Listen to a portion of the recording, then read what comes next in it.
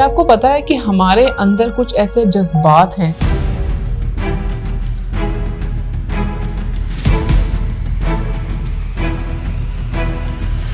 जो बीमारियों का सबब बनते हैं और बीमारियां पैदा करते हैं हमारे अंदर।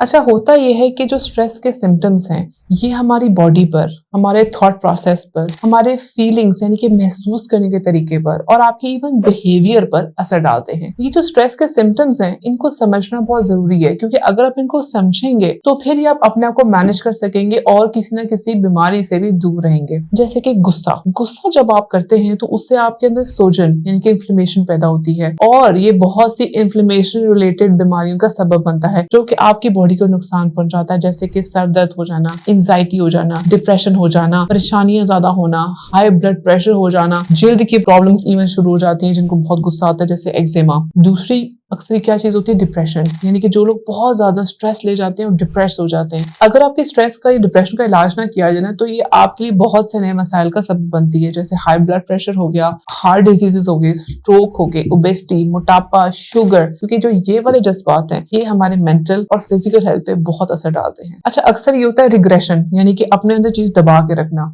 जैसे कि हम अपने कोई फीलिंग्स को छुपा कर रखते हैं ना तो वो किसी ना किसी तरह बाहर निकल आती है। जैसे वो गुस्से की सूरत में भी बाहर आ सकती है, वो किसी गिल्ट की सूरत में भी बाहर आ सकती है, क्योंकि वो हमारे जिस्म में बंद नहीं रहती, वो किसी न किसी सूरत में बाहर निकल आती है। तो इस चीज को भी आइडेंटिफाई करना है। अच्छा, क्या आपको पता है कि हमारे जो असली जज्बात है ना वो सिर्फ एक्चुअली दर्द के होते हैं और खुशी के होते हैं। जब हम दर्द को महसूस करते हैं और उसका सामना करते हैं तो हमारी सेहत पर उसका नेगेटिव असर काफी कम हो जाता है। तो जरूरी ये है कि हम अपने दर्द को महसूस करें और अपने जिस्म से निकालें, यानी कि जो हमारे दर्द का जो इलाज है वो उसको महसूस करना है, क्योंकि आपका दर्द वो आप ही सह सकते हैं, कोई और तो आपकी जगह सहेगा नहीं। हम स्ट्रेस और इमोशनल प्रॉब्लम से बच सकते हैं जो कि हमारे लिए ज्यादा मुसीबत का सबब बनते हैं। हम अपने अंदर पाले रखते हैं तो हम नई डिजीजेस को भी अपने अंदर पालना शुरू कर देते हैं।